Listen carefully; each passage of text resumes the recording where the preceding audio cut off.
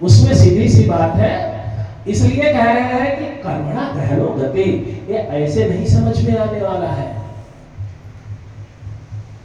इसको समझने के लिए मैंने बताया तद विद्ये प्रणिपाते, बड़े प्रश्न है। ये ज्ञान तो वैसे ही आएगा और तत्वदर्शी ही जानता है इसको, क्योंकि एक अज्ञानी भी जो काम करता है वही मैंने बताया ज्ञानी भी करता है। कोई फर्क नहीं है ज्ञानी और अज्ञानी के कर्म। लेकिन जब जो शास्त्र में जाता है वहां से ज्ञान प्राप्त करता है, तब भी ज्ञानी अज्ञानी एक जैसे काम करते हैं। लेकिन सत्ताह कर्मण के विद्वांसों, जो अविद्वान है, जो अज्ञानी है, वो कर्म में आसक्त हो जाता है।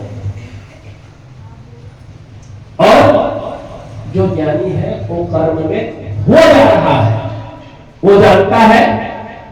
क्योंकि यहां पर आता है तीसरे अध्याय में, न कर्मणा मनारंभः नैष्कर्म्यं पुरुषोऽश्नुते न च संन्यासनादेव सिद्धिं समधिगच्छति। संन्यास ले लेने से सिद्धि प्राप्त नहीं होती। हम घर बार छोड़कर आ गए, हम सन्यासी हैं, हमने सब छोड़ दिया, नहीं। न कर्मणा मनारंभः नैष्कर्म्यं पुरुषोऽश्नुते, वहां पर बात कहा है त्याग तो कर्म का त्याग करना पड़ेगा और कर्म सबको करना पड़ेगा। वही तो बोले कर्म है क्या, तो वहां पर एक इशारा कर रहे हैं भगवान 9वें श्लोक में तीसरे अध्याय के, यज्ञार्थात् कर्मणोऽन्यत्र लोकोऽयं कर्म बन्धनः। कर्म करो लेकिन यज्ञ रूप कर्म करो। वो यज्ञ रूप कर्म क्या है? यज्ञ रूप कर्म को समझने के लिए बताते हैं, सह यज्ञा प्रजा सृष्ट्वा पुरोवाच प्रजापति। अरे प्रश्न, ये क्या बोले भगवान? सीधे ब्रह्मा जी के लिए कह रहे, सह यज्ञा प्रजा सृष्ट्वा पुरोवाच प्रजापति हरेण प्रश्न भवेश उत्कृष्ट कामधु।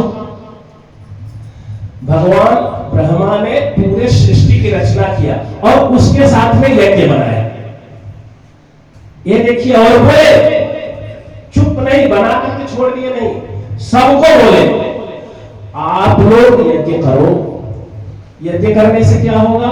यज्ञ से यज्ञ के देवता प्रसन्न होंगे और यज्ञ के देवता प्रसन्न होंगे, उनकी उन्नति होगी तो वो तुम्हारी उन्नति करेंगे।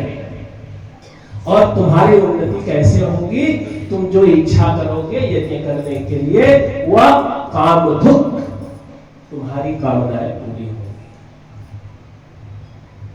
इस तरह से देवा भावयता देना ते देवा भावयन्तु वः। तुम उन्हें देवताओं को खुश रखोगे तो वो देवता तुम्हें खुश रखेंगे। तो फिर यहां सवाल आया, यज्ञ है कैसा? तो यज्ञ के लिए चौथे अध्याय के 20वें श्लोक से 34वें श्लोक तक, 19 से 23, 24 से लेकर के 30 तक, 30वें श्लोक तक यज्ञ बताते हैं।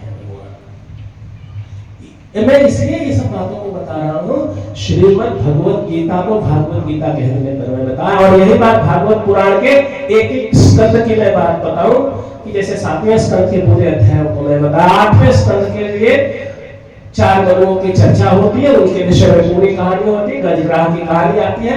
भागवत पुराण भी इतने में है। जब उसमें पहुंचते हैं तो पूरे अध्यायों को जब समझते हैं, पूरे स्कंद को समझते हैं, तो आपकी मुट्ठी में होता है। उसको शंकराचार्य जी ने कहा आमला के ईव।